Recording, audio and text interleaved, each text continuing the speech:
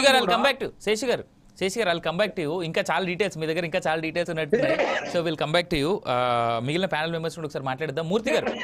మూర్తి గారు మీరు ఎలా చూస్తున్నారు సార్? మూర్తి గారు ఇవాళ జరిగినటువంటి ఘటన కావచ్చు, ఇప్పుడు ఇందాక నేను శేషి గారిని అడిగినట్టు కూడా, సో బాధితులు వద్దనుకుంటే కేసులు మాఫియా అంటే ఇకపై అంటే 2 కోట్ల రూపాయలు ఇచ్చేసాము, ఆయన కూడా వెనక్కి తీసుకుంటున్నారు భాస్కర్ గారి కేసుని అనేటువంటి ఉద్దేశాన కోర్టు పరిధిలో అసలు దీన్ని ఎలా చూడొచ్చు? అసలు ఇప్పుడు ఈ 2 తెలుగు రాష్ట్రాల్లో ఉన్నటువంటి ప్రజలు దీన్ని ఎలా చూస్తారు? ప్యానెల్లో ఉన్న మిత్రులందరికీ కూడా నమస్కారం. ఇప్పుడు ఒక సంఘటన జరిగింది, అదేదో ఒక ఇంట్లో మర్డర్ కాదు, అది ఒక పబ్లిక్ ప్లేస్ లో ఒక దుర్ఘటన జరిగింది. కరెక్ట్. దీన్ని మనం యాక్సిడెంట్ అని అనలేము.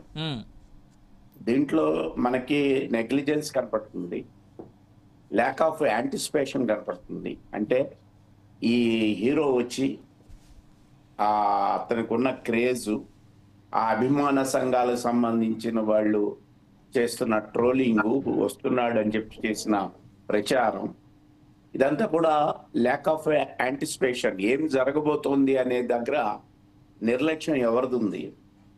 అదేవిధంగా ర్యాష్నెస్, ఈ ర్యాష్నెస్ అంటే దురుసుగా ప్రవర్తించడం అనేది, ఈ 3 కలబోసిన ఒక దుర్ఘటనగా దీన్ని మనం చూడాల్సిన అవసరం ఉన్నది. ఇది ఒక స్త్రీ, రేవతి అనే ఒక స్త్రీ అక్కడ చనిపోయినా ఇది పబ్లిక్ లో జరిగిన ఒక దుర్ఘటన. కాబట్టి దీన్ని ఆ బాధితుడు ఎవరైతే భాస్కర్ ఉన్నారో ఆయన 25 లక్షల నుంచి 2 కోట్లు వచ్చినందుకు విత్డ్రా చేసుకుంటున్నారా, ఒక ప్రాణం ఖరీదుని ధన రూపంలో ఏమన్నా దీన్ని వెలకట్టదలుచుకున్నారా అన్నదాన్ని మనం ఇక్కడ ఒక మీమాంసగా వస్తుంది. కాబట్టి కేసుని విత్డ్రా చేసుకుంటుంది ప్రభుత్వం అని అనుకోవడం సరైనది కాదు అని నేను భావిస్తున్నాను. కేసు రన్ అవుతుంది. అయితే ఈ కేసులో వెళ్ళిన ఎమోషన్స్, పీక్ వెళ్ళిన ఎమోషన్స్ ని మెల్లమెల్లగా తగ్గించే క్రమం అనేది మాత్రం వస్తుంది అనేది మనకి అర్థం ఉన్నది. ఎందుకంటే దిల్ రాజా గారు, చైర్మన్ గారు దీన్ని జోక్యం చేసుకున్నారు. రేపు ఆయన మాట్లాడతారు.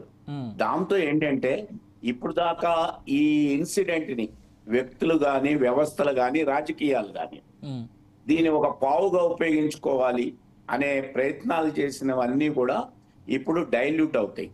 ఆ డైల్యూట్ అయ్యే క్రమం తప్ప కేసు విత్డ్రా అవుతుందని మాత్రం నేను అనుకోను.